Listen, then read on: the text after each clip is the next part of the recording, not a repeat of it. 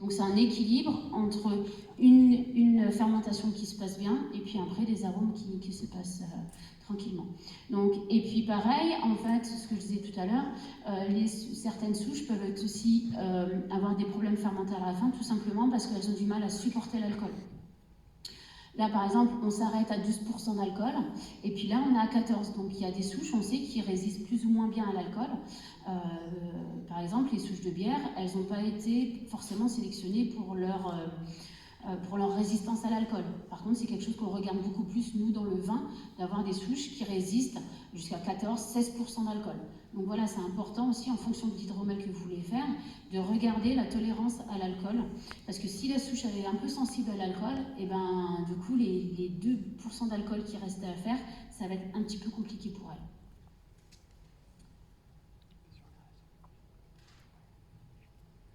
Ça ne veut plus. Voilà.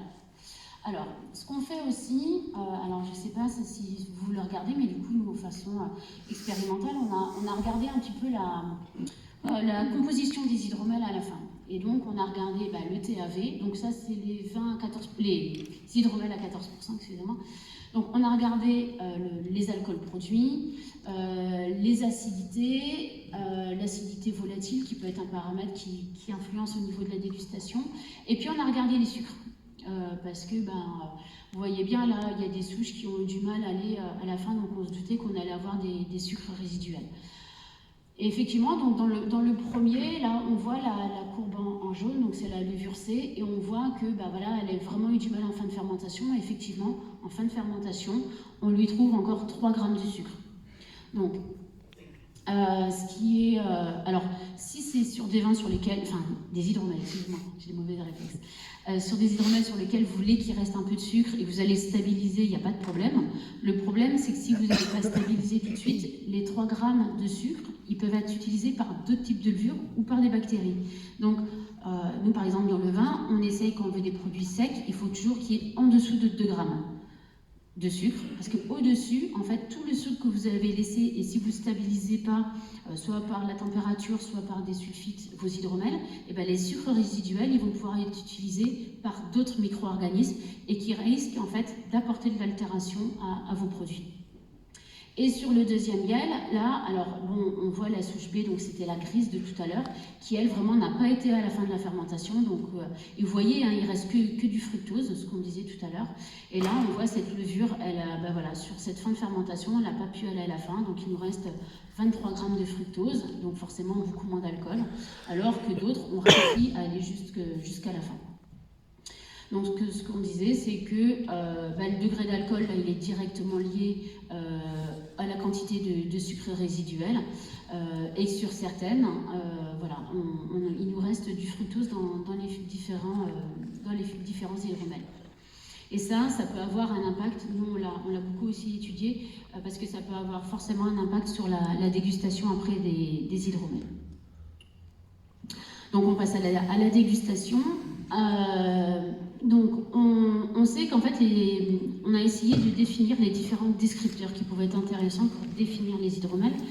Donc on s'est inspiré quand même des descripteurs qui étaient utilisés pour définir les hydromels, parce qu'il y a un certain nombre de descripteurs qui sont liés à la matrice. Donc ça, c'est des descripteurs que nous, travaillant dans le vin, on ne connaît pas, les descripteurs plutôt liés au miel. Ensuite, des descripteurs liés aux levures, parce que je vous ai montré tout à l'heure, il y a des arômes qui sont vraiment liés à l'activité des levures. Et puis, ça, ce qu'il faudra certainement étudier plus tard aussi, on sait qu'il y a aussi d'autres descripteurs qui peuvent être impactés par les températures et par la nutrition. Donc là, on ne les a pas étudiés, mais c'est des choses qu'on garde en tête pour la suite. Donc ce qu'on fait en dégustation, et vous devez le savoir, c'est qu'on commence toujours par observer la robe. Alors je ne sais pas si on dit ça aussi pour les hydromels, en tout cas on dit ça pour le vin, on étudie la robe, ça veut dire qu'on regarde la couleur, on regarde si c'est translucide, on regarde les teintes. Et ça voilà, on peut se rapporter ça un peu au vin blanc, ça donne un aspect, ça peut permettre aussi de voir sur le vieillissement aussi des hydromels. Souvent la couleur donne une idée. Alors c'est peut-être pas pareil pour le miel, parce que le miel peut teinter aussi, je suppose, les hydromels, mais en tout cas pour le vin, la couleur l'évolution du jaune donne aussi une idée sur le vieillissement des vins. Ensuite, on étudie au nez. Voilà, on regarde les arômes, et c'est là où on va retrouver ce qu'on a étudié un petit peu tout à l'heure. On va définir les arômes. Voilà, est-ce qu'on sent plus ou moins, et quel type de fruits, est-ce qu'on a des arômes floraux, et est-ce qu'on a un peu tout ce qui est épicé, boisé, des végétaux. Et puis, enfin, on va déguster, donc on va mettre en bouche. Et là, on va pouvoir définir aussi tout ce qui est le volume en bouche. On peut voir s'il y a une attaque un peu plus acide ou pas. Pareil, les arômes qui restent en fin de bouche, la persistance aromatique. On va essayer de décrire le maximum de choses pour voir là où on a eu un impact sur la levure. Donc voilà un petit peu les descripteurs qu'on a définis. Alors c'est des descripteurs qui avaient déjà été définis dans la première étude faite par l'Institut Meurice. On a repris un peu les mêmes en accord avec les hydroméliers. Voilà, on a défini pas mal de... Alors peut-être qu'il en manque, hein, mais plus on ajoute de descripteurs, plus après c'est compliqué quand on passe à la dégustation, parce qu'on note chacune de ces paramètres pour définir, en fait, sur chaque critère, comment se positionne la souche. Est-ce que l'hydromel est plus ou moins floral? Est-ce qu'il y a une plus faible ou plus grande amertume? Voilà, on va comparer toutes les hydromels sur ces différents paramètres.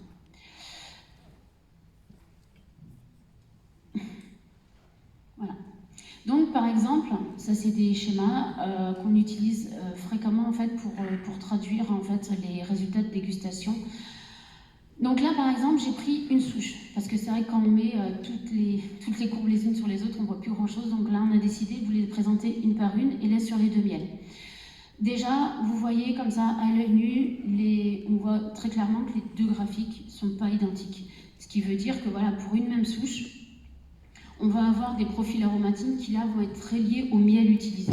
Donc déjà, vous pouvez vous dire, parce qu'on entend souvent ça en œnologie, que si vous utilisez une levure, vous n'allez pas standardiser vos miels. Ne vous inquiétez pas, la nature de votre miel sera conservée. Et par contre, on va pouvoir voir un petit peu les grandes tendances, on va dire, de la levure, en tout cas les points communs qu'elle peut apporter d'un miel à l'autre. Et par exemple, là, on voit celle-là, et on verra aussi tout à l'heure en comparaison d'autres souches, que là, c'est plutôt une souche qui a été caractérisée sur les deux hydromels avec une belle longueur en bouche. Donc, une longueur en bouche, c'est quand les arômes, ils vous restent longtemps en bouche, et du coup, vous conservez ces arômes très longtemps en bouche.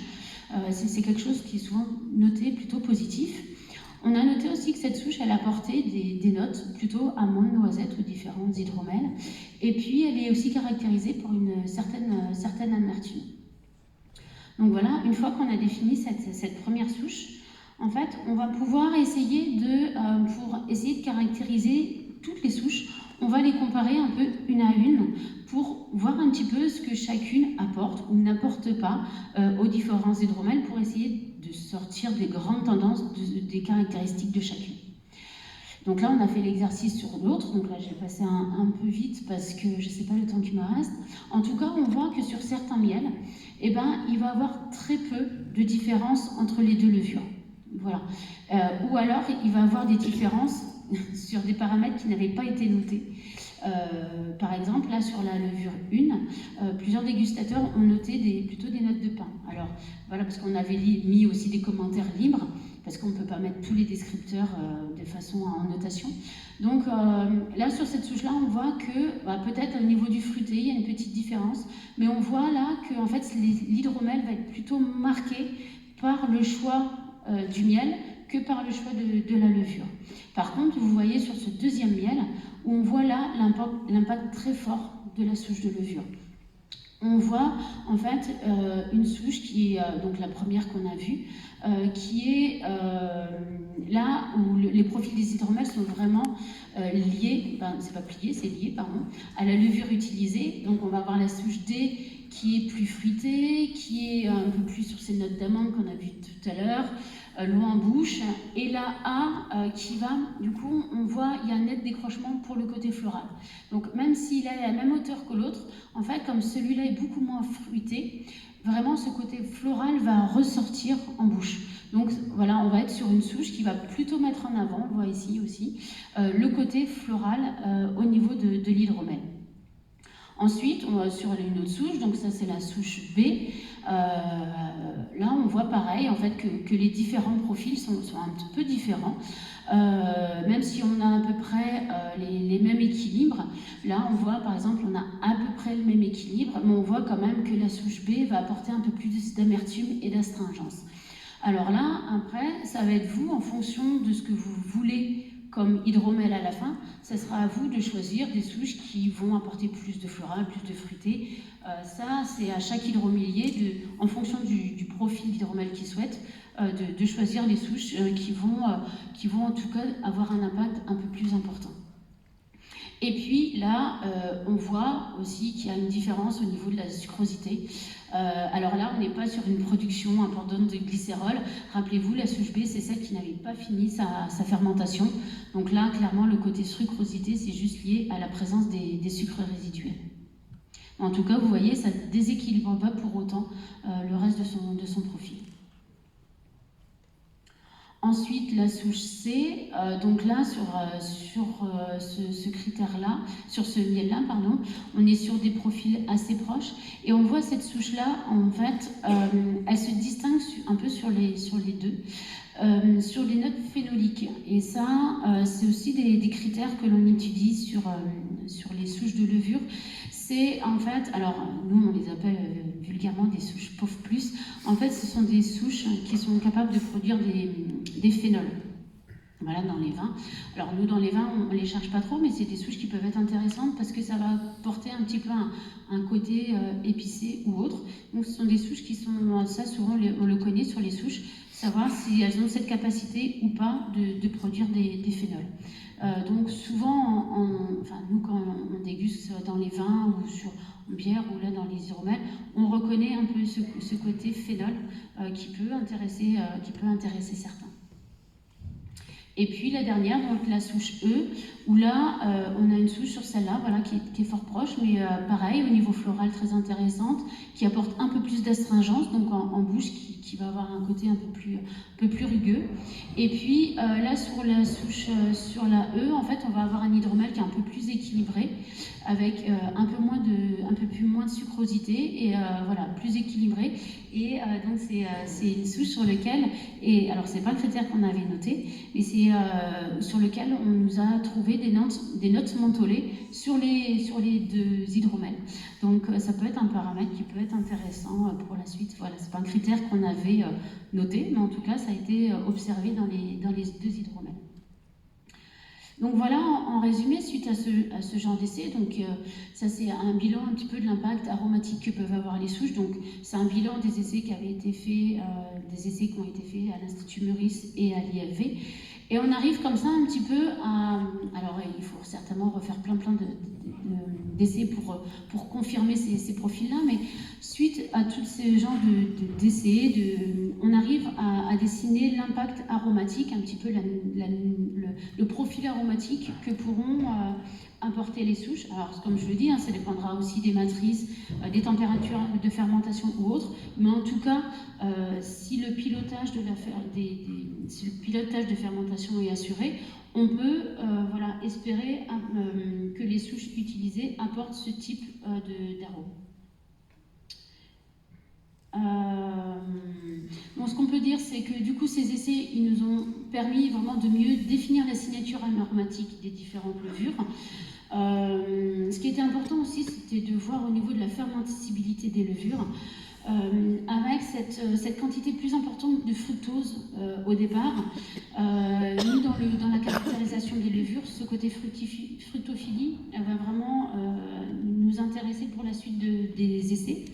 Et puis, on a pu vraiment mettre en évidence, alors je pense que d'autres l'avaient déjà fait avant nous, mais que la qualité aromatique des hydromels est vraiment liée au miel utilisé, parce que de toute façon, les levures ne pourront révéler des arômes, enfin des précurseurs d'arômes qui sont naturellement présents dans vos miels. S'il n'y a pas de précurseur d'arômes, il n'y aura pas les arômes derrière. Donc ce travail de choix des miels pour l'aromatique des hydromels, ça va être votre métier de base, je vais dire. Sans potentiel aromatique, les levures ne pourront rien faire. Et puis après, au niveau microbiologie, voilà, ce qui va pouvoir être intéressant pour ceux qui le souhaitent, c'est vraiment d'essayer de choisir les levures en fonction de leur capacité fermentaire et en fonction du potentiel aromatique que vous souhaitez. Et ce qu'on a observé aussi beaucoup, c'est que du coup, il y a peut-être des couples miel-levure à définir en fonction de ce que veut faire chaque hydromélier. Et donc, pour faire suite à ces essais, parce qu'on va pas s'arrêter là, en tout cas, ça nous a vraiment intéressé de commencer à regarder comment fonctionnait la fermentation des hydromels et des arômes que ça va produire. Donc, on va continuer forcément toutes ces études-là. Ce qui va nous intéresser aussi, parce qu'on sait que ça a aussi un impact fort en œnologie, et là, vu que vous êtes quand même sur des matrices qui sont extrêmement carencées en azote, ce qui va être aussi important de regarder, c'est l'impact des apports en azote sur le profil aromatique de vos hydromels. Parce que de la même façon que les levures, la nutrition azotée, elle va avoir un rôle sur les cinétiques fermentaires, donc elles vont aider les levures à fermenter plus rapidement, et en tout cas d'aller jusqu'à la fin de la fermentation. Et en plus, en fonction du type de nutrition azotée que vous allez utiliser, ça peut avoir un impact sur l'aromatique. Donc ça, voilà, c'est quelque chose qu'on pourra reparler dans un prochain temps. Et puis, il y a d'autres choses qui jouent sur aussi la qualité des hydromels. Donc, il y a les températures de fermentation.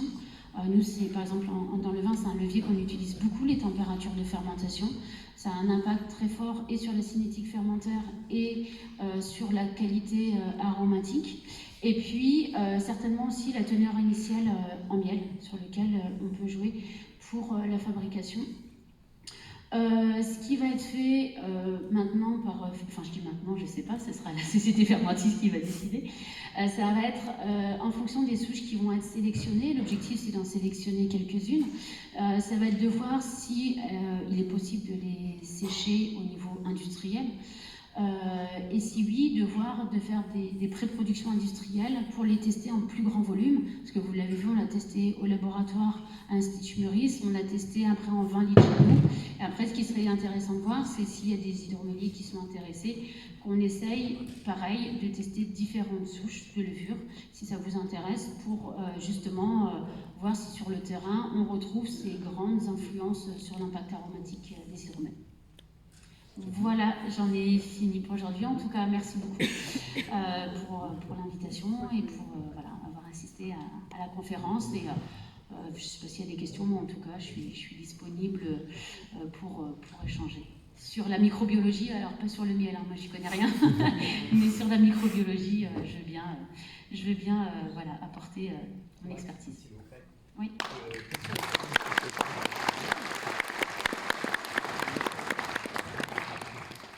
Les conditions pour avoir une fermentation malolactique sur un hydromel et quel est le taux maximum acceptable d'acidité volatile?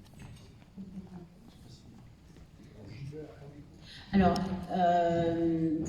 pour la réalisation de la fermentation malolactique, alors elle va être, je pense que c'est comme de levain, elle n'est pas tout le temps réalisée sur l'hydromel, et c'est un bon outil pour désacidifier. Ça peut être un outil pour désacidifier un peu les hydromels, et en tout cas ça permet la stabilité microbiologique des vins. Parce que ça évite du coup tout développement de flore non maîtrisée qui peuvent apporter différentes altérations à l'hydromel. Donc, comme les levures, naturellement, il y a très peu de bactéries présentes, donc je ne pense pas que vous ayez beaucoup de fermentation malolactique spontanée qui se passe en cours de fermentation, peut-être en post-fermentation, mais c'est un peu plus risqué. Et donc, la seule façon de déclencher, c'est pareil, d'apporter des bactéries sélectionnées. Et vu les pH que vous avez, ça devrait se faire plutôt facilement. Après, je ne connais pas vos quantités d'acide malique, mais pH elle n'est pas trop élevée. Et après, pour les volatiles, alors pour l'acidité volatile, ça va être très dépendant de la qualité finale, enfin pas de la qualité, mais de la composition finale de l'hydromel. Nous, on voit des fois sur les vins, des fois l'acidité volatile est un peu importante et finalement ça permet, ça contribue à l'aromatique du vin. C'est pas un défaut. Par contre, quand la volatile est vraiment très élevée, mais ça c'est très dépendant du type de vin, si c'est un blanc, si c'est un rouge, enfin voilà. Donc sur les hydromels, il faudrait définir à peu près les seuils à partir desquels l'acidité volatile est notée, en tout cas perçue comme un défaut. Là, comme ça, je ne connais pas la